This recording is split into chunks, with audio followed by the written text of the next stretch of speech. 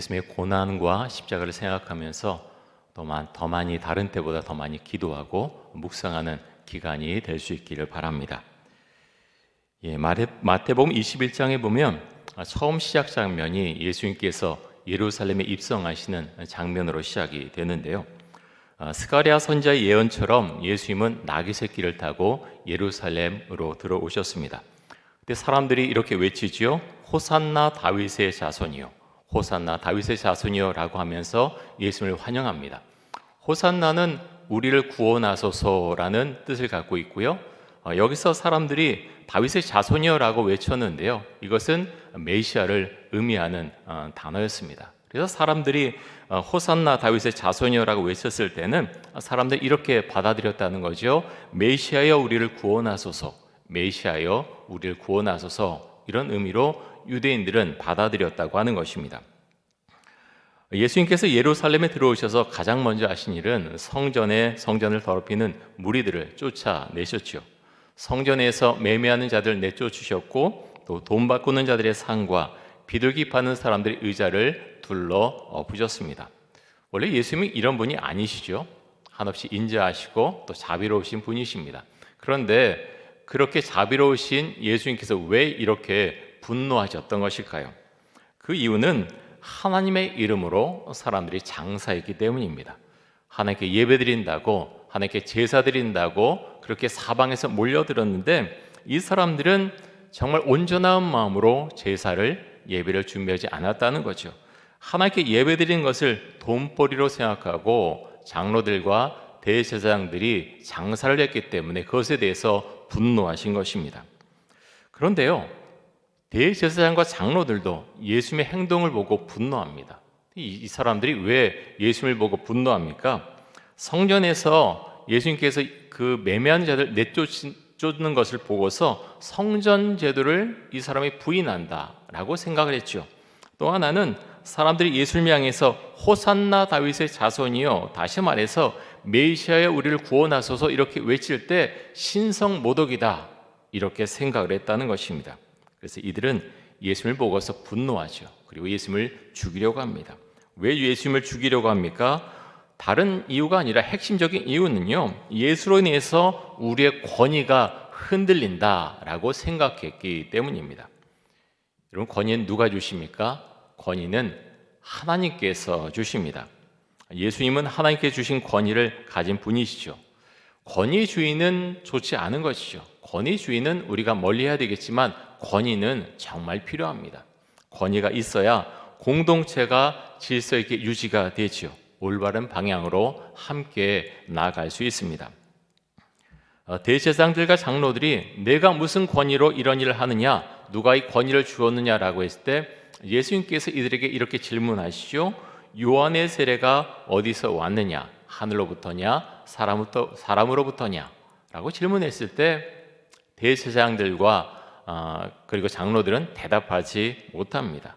그러자 예수님께서 두 개의 비유 이야기를 들려주시는데요, 첫 번째 비유는 포도원 주인의 아들들에 대한 비유였고, 또 다른 비유는 포도원 농부들에 대한 비유의 말씀입니다. 자, 오늘은 두 번째 비유 이야기만 다루도록 하겠는데요. 자, 마태복음 21장 33절에서 41절까지의 말씀 한번 보겠습니다. 다른 한 비유를 들으라. 한 집 주인이 포도원을 만들어 산 울타리로 두르고 거기에 짚지 않은 틀을 만들고 망대를 짓고 농부들에게 새로 주고 타국에 갔더니 열매 거둘 때가 가까움에 그 열매를 받으려고 자기 종들을 농부들에게 보내니 농부들이 종들을 잡아 하나는 심히 때리고 하나는 죽이고 하나는 돌로 쳤거늘 다시 다른 종들을 처음보다 많이 보내니 그들에게도 그렇게 하였는지라. 후에 자기 아들을 보내며 이르되 그들이 내 아들은 존대하리라 하였더니 농부들이 그 아들을 보고 서로 말하되 이는 상속자니 자 죽이고 그의 유산을 차지하자 하고 이에 잡아 포도원 밖에 내쫓아 죽였느니라. 그러면 포도원 주인이 올 때 그 농부들을 어떻게 하겠느냐?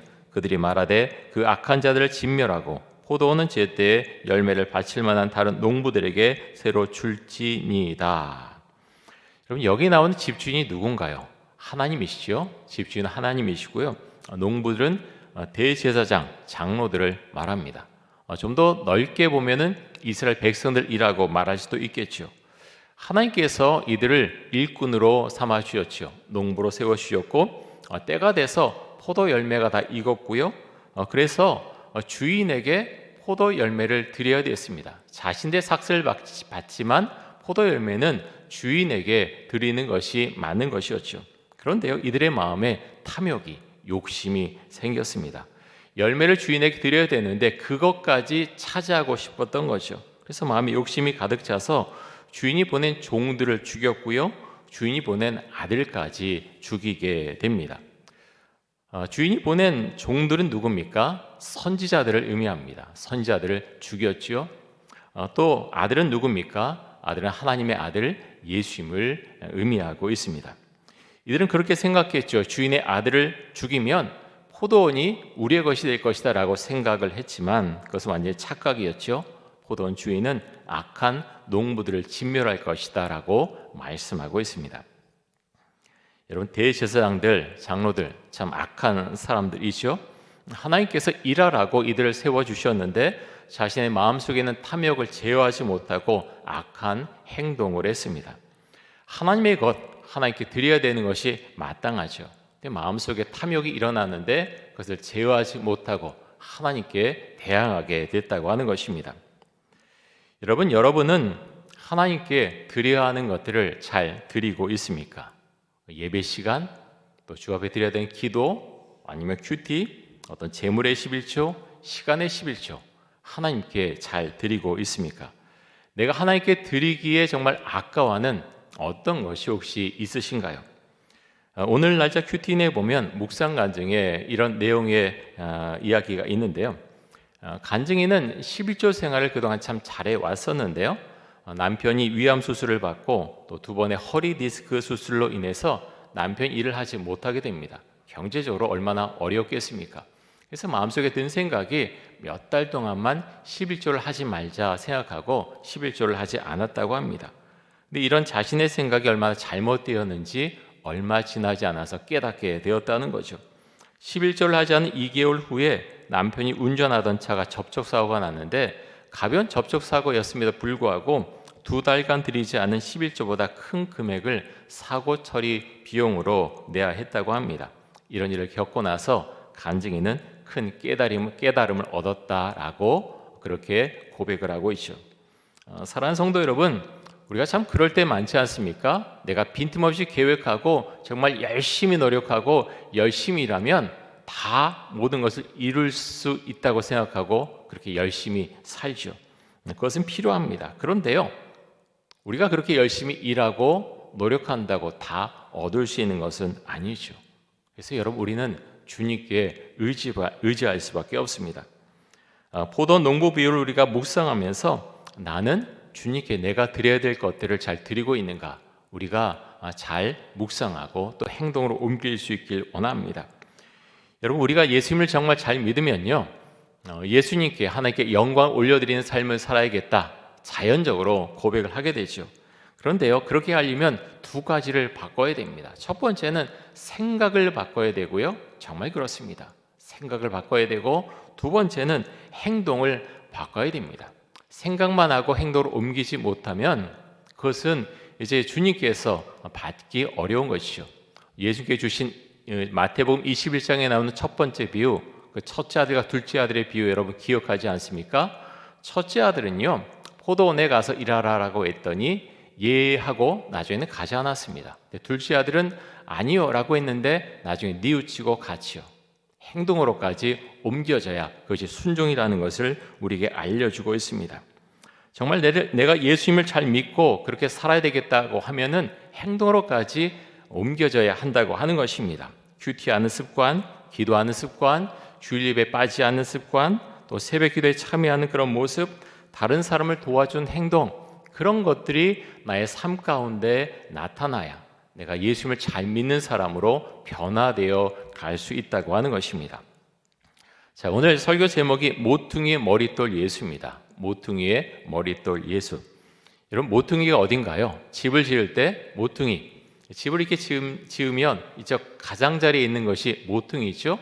근데 제일 밑에 있는 것이 모퉁이의 머릿돌입니다. 근데 예수님께서 모퉁이에 머릿돌이 되시나라고 성경 곳곳에서 여러 곳에서 말씀하고 있습니다. 그것이 너무나 중요하다는 것이죠.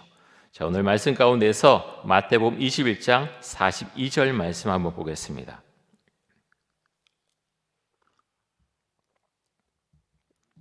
예수께서 이르시되 너희가 성경에 건축자들이 버린 돌이 모퉁이 머릿돌이 되었나니 이것은 주로 말미암아 된 것이요 우리 눈에 기이하도다 함을 읽어본 일이 없느냐. 자, 건축자들이 버린 돌이 모퉁이의 머릿돌이 되었다. 이 말씀은요, 예수님께서 십자가에서 죽으실 것 그리고 다시 부활하실 것, 그것을 암시적으로 지금 말씀하고 있는 내용이죠. 여러분, 예수님은 모퉁이 머릿돌 되시는 분이십니다. 우리가 인생의 집, 또 신앙의 집을 지어나갈 때 그 모퉁이 머릿돌은 반드시 예수님으로 그것에 그렇게 만들어져야 한다고 하는 것이요. 그 자리에 예수님이 계셔야 되는데 그 자리에 다른 어떤 내가 의지하는 사람 아니면 돈, 권력 이런 것들을 위치하게 하면 그것에 두게 되면 언젠가는 무너지게 됩니다. 무너질 수밖에 없는 것이요. 자, 예수님을 집 모퉁이 머릿돌을 삼지 않으면 어떻게 된다고 말씀합니까? 43절입니다. 43절에 보면 그러므로 내가 너에게 이르노니 하나님의 나라를 너희는 빼앗기고 그 나라의 열매 맺는 백성이 받으리라. 여러분, 우리가 신앙생활하면요 반드시 열매를 맺어야 되죠. 맺어도 되고 안 맺어도 되는 것이 아니라 반드시 열매를 맺어야 되고요, 맺을 수밖에 없습니다. 그런데 어떤 열매를 맺어야 됩니까? 예수님을 믿을 때요 가장 먼저 맺게 되는 열매는 회개의 열매입니다. 너무나 중요합니다. 그것이 출발입니다. 회개의 열매가 있어야 다른 열매가 줄줄이 열리게 되는 것이죠. 자, 회개의 열매를 맺는 백성이 구원받을 수 있다라고 말씀하고 있습니다. 자, 신앙생활 우리가 잘하면 열매를 맺게 되는데요. 어떤 열매를 맺게 됩니까? 유명한 말씀이 있죠. 자, 갈라디아서 5장 22절과 23절 말씀 한번 보겠습니다. 우리 말씀 같이 한번 읽습니다. 오직 성령의 열매는 사랑과 희락과 화평과 오래 참음과 자비와 양성과 충성과 온유와 절제니 이 같은 것을 금지할 법이 없느니라. 자, 우리가 예수를 믿게 되면요 이런 열매가 맺어지게 된다는 것입니다. 예수를 믿고 성령을 받으면 이런 열매, 사랑이 마음속에 생기고요 기뻐하게 되고 평화의 사람이 되고 또 오래 참을 줄 알게 되고 자비와 선을 베풀게 되고 하나님께 충성하게 되고 온유한 마음을 갖게 되고 절제하는 삶을 살게 된다라는 거죠. 여러분, 이것은 마음속에만 갖고 있는 것이 아니죠. 성령의 열매를 지금 말씀하셨는데요 9가지 열매 말씀하셨는데 마음속에만 갖고 있는 것이 아니라 그것이 내 마음속에 있지만 겉으로 표현되고 행동으로까지 나타난다라는 것을 성령의 열매를 통해서 우리에게 분명히 말씀하고 있습니다. 그런데 여러분, 갑자기 되지 않죠? 이 성령의 열매는요 계속해서 성장하고 또 우리를 바꿔놓는 그렇게 된다고 하는 것입니다. 갑자기 예수님 주를 믿습니다라고 했을 때 갑자기 바바바박 해서 어떤 내가 막 갑자기 기뻐하는 마음이 되고 모든 것이 풀려나가고 갑자기 자비로운 사람이 되고 하는 것은 아니고요. 그럴 수도 있지만 점점 그런 사람으로 내가 성장하게 된다라는 것이죠. 지난주 금요일에 자매 목자함교회 목자, 부목자 모임을 저희 가정에서 가졌었는데요. 목자님 한 분이 그런 이야기를 하셨습니다. 이전에 비해서 경제적으로나 상황적으로 별로 나아진 것이 없지만 요즘은 정말 하나님께 감사합니다. 그렇게 말씀을 하셨습니다. 여러분, 이게 어떤 의미인지 아십니까? 사람은 참 이상합니다. 내가 회사에서 인정받고 또 사업이 잘 돼서 돈을 잘 벌면 모든 게 다 잘 풀릴 것 같아요. 그런 착각에 빠지게 되죠. 그런데 그렇지 않다고 하는 것 얼마 지나지 않아서 알게 되죠. 우리 인생이 그렇게 단순하지는 않죠. 사람에게는 무언가 부족한 것이 있습니다. 내가 정말 노력하고 애쓰지만 아무리 애쓰고 노력해도 내가 할 수 없는 그런 일들이 일어나게 되죠.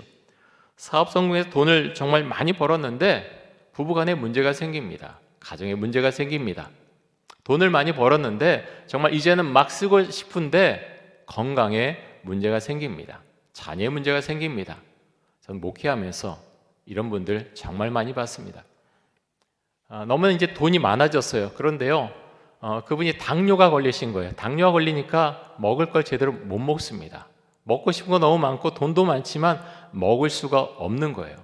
여러분 그렇지 않습니까? 우리가 하고 싶은 대로 다 하고 싶지만 할 수 없을 때가 얼마나 많습니까? 그런데요, 정말 감사한 것은요, 내가 그렇게 그런 상황에 처음으로 말미암아 내가 혼자 살 수 없는 존재구나, 내가 주님을 더 믿어야 되겠구나, 또 주님을 의지해야 되겠구나, 또 깨닫고 기도하고 신앙생활하게 된다고 하는 것입니다. 자, 이어서 마태복음 21장 44절 말씀 한번 보겠습니다. 우리 말씀 같이 한번 읽습니다. 이 돌 위에 떨어지는 자는 깨지겠고 이 돌이 사람 위에 떨어지면 그를 가루로 만들어 흩으리라 하시니, 여기 나온 돌은요, 예수님을 상징하는 그런 단어죠. 예수님과 대적해서 이길 자가 없다라고 말씀합니다. 여러분 그러면 우리가 어떻게 해야 되겠습니까? 내가 예수님과 부딪힐 때, 예수님 말씀과 부딪힐 때, 그래 어디 한번 해보자 라고 그렇게 그 태도를 가지고 해야 되겠습니까? 그렇게 결정하는 것 현명한 그런 결정이 아니겠죠. 그렇게 하면 부딪혀서 깨어져 버립니다. 부딪혀서 가루가 된다라고 말씀하고 있습니다. 가장 좋은 방법은 모퉁이의 머릿돌 대신 예수님과 함께 살아가는 것이죠. 모퉁이의 머릿돌 자리에 예수님을 모시고 우리가 살아가는 것이 가장 좋은 방법입니다. 그 자리에 돈이나 내가 아끼는 어떤 것, 어떤 사람을 그 자리에 놓게 되면 처음에는 괜찮은 것 같은데요, 시간이 흘러갈수록 그 자리가 막 흔들리고 결국에 인생의 집이 무너지는 경험을 하게 되죠.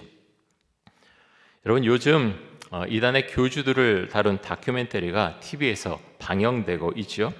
얼마나 나쁜 사람들인지 모릅니다.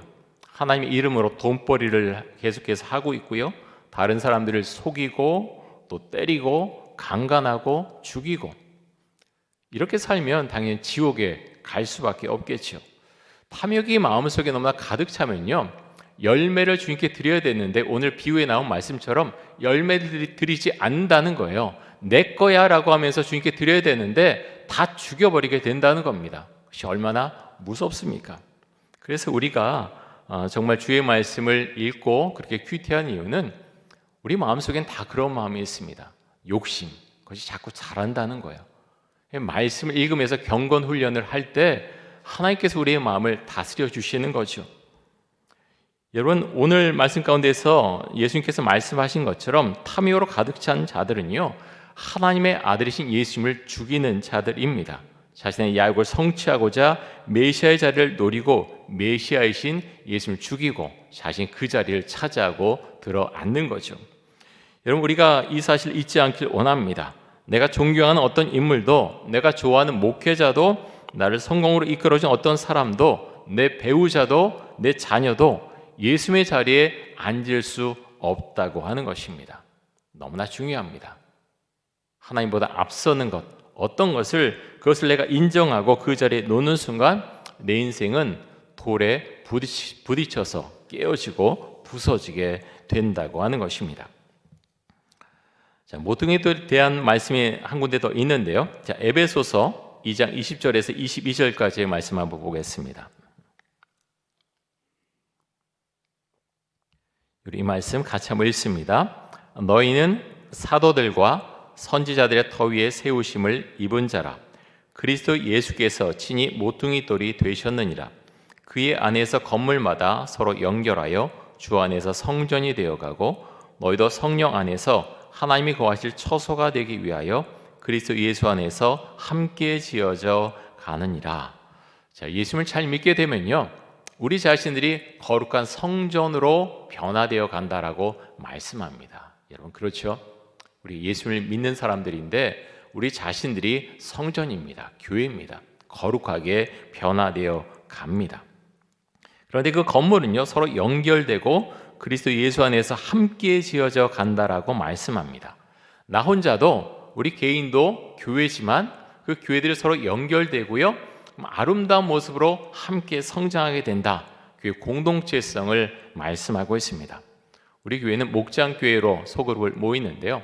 목장교회로 모여서 거룩한 그런 성전, 교회들이 서로 연결되고 그래서 함께 성장하고 함께 아름다운 모습을 이뤄간다라는 것을 말씀 가운데서 우리에게 가르쳐주고 있습니다. 여러분, 오늘 말씀 가운데서 한 가지만 여러분들 꼭 기억하시면 좋겠습니다.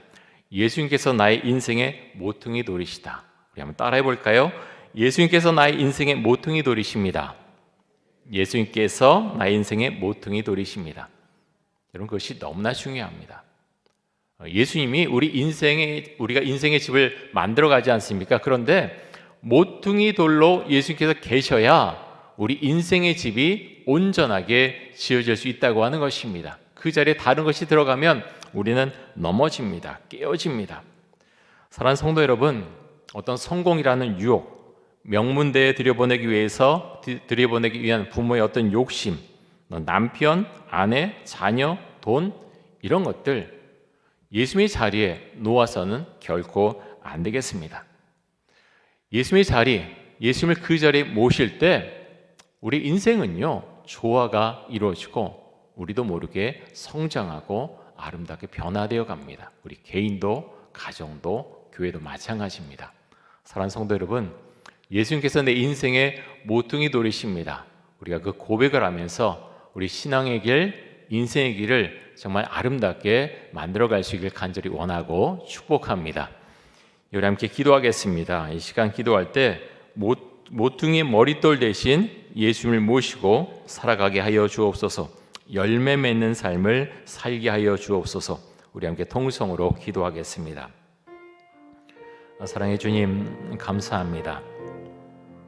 모퉁이 머릿돌 대신 그 주님에 대한 본문의 말씀을 우리가 살펴보았습니다. 하나님 아버지, 주를 잘 믿고 열매 맺는 삶을 살길 원합니다. 하나님, 바리새인들과 장로들과 대제사장들은 하나님을 믿는다는 그런 자리에 있었지만, 가르친 자리에 있었지만, 그들은 욕심으로 말미암아, 탐욕으로 말미암아 자신들이 드려야 되는 열매를 드리지 않고 탐욕으로 메시아의 자리를 노리고 또 권좌에 오르기를 좋아했습니다. 하나님, 예수님의 자리를 하나님 우리가 주 앞에 드릴 수 있길 원합니다. 모퉁이 돌이신 그 예수님을 자리에 앉힐 수 있기를 간절히 원합니다. 그 자리에 아무것도 차지하지 않기를 원합니다. 우리 자녀, 성공, 돈, 하나님 그런 것들 하나님 예수님의 자리에 놓이지 않도록 우리가 주 앞에 기도하면서 우리의 마음을 제어하고 매일 경건의 훈련에 매진할 수 있기를 간절히 원합니다. 지금 함께 하시고 미래 사순절이오니 아버지 그리스도의 고난과 하나님 또 십자가의 길을 우리가 기도하고 또 묵상하는 기간이 될 수 있기를 간절히 원합니다. 함께 하시고 우리 성도님들 한 분 한 분 인생을 붙잡아 주시고 가정을 보호하시고 이끌어 주옵소서.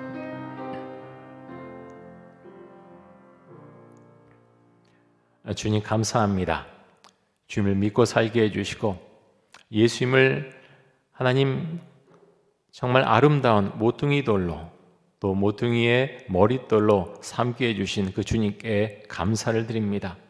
하나님 우리의 계획이 있지만 하나님 그런 모든 계획 가운데 하나님 예수님을 저 멀리 그렇게 밀어놓지 않도록 해주시고 하나님 모퉁이 돌이신 예수님을 의지해서 우리가 인생의 계획들, 인생의 모습을 우리가 설계하고 또 만들어갈 수 있기를 간절히 원합니다. 우리 성도님들과 함께 해주시고 가정을 주님 보호하시고 이끌어 주시고 우리 교회를 또 한국교회를 주님께서 친히 인도하여 주옵소서. 예수님의 이름으로 기도드립니다. 아멘.